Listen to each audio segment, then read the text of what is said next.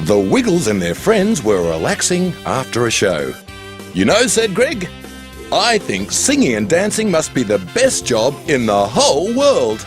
Everyone agreed. "Did you always want to sing and dance, Greg?" asked Anthony, polishing a big red apple. "No," admitted Greg. "I wanted to be an astronaut and ride on a space shuttle way up into space." Murray strummed a few notes on his guitar.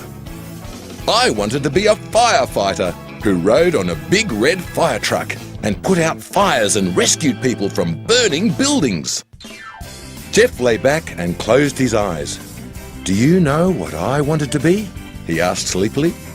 Anthony laughed. "You probably wanted to work in a pillow factory," he said, taking a bite of his apple.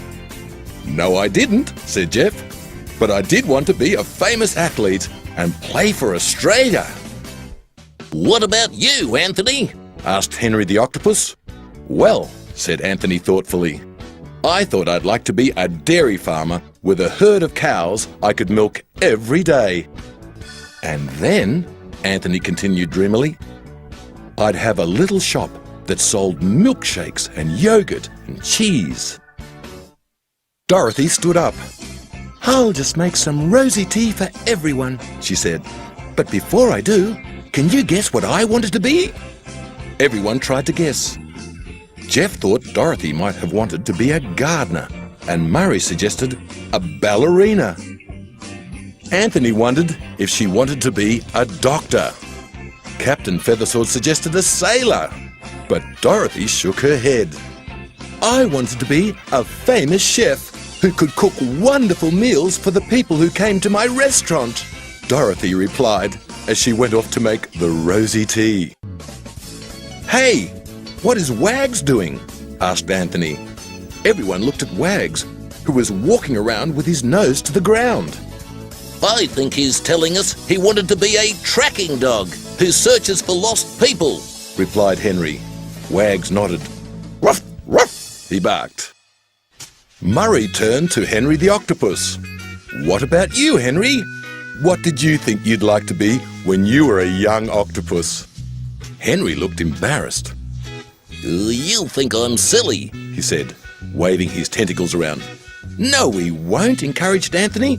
"We're interested, that's all." "Well," said Henry slowly, "when I was swimming in the sea, I noticed that some people couldn't swim very well, so I thought I'd be a swimming instructor or a lifesaver. After all, swimming was what I did best." "Here's the rosy tea," said Dorothy, putting the tray on the table.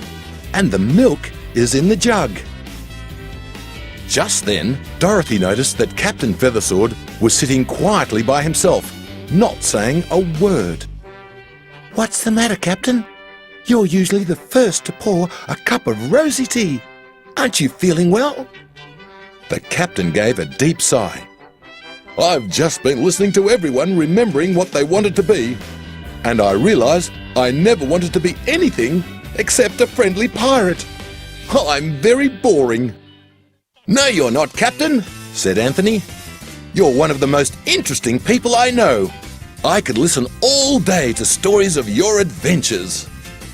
Sometimes people do change their minds about what they want to be, and sometimes they know right from the beginning, just like you did. Now come and have some rosy tea. "You know," said Greg thoughtfully as he added milk to his rosy tea, "it's just as well we didn't take up those jobs we thought we'd like." "Why is that, Greg?"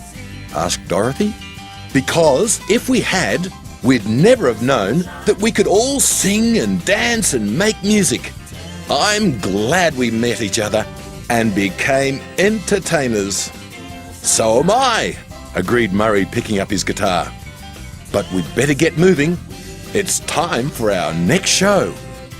As the Wiggles and their friends began to sing, the audience clapped and cheered. Greg was right, Anthony thought to himself.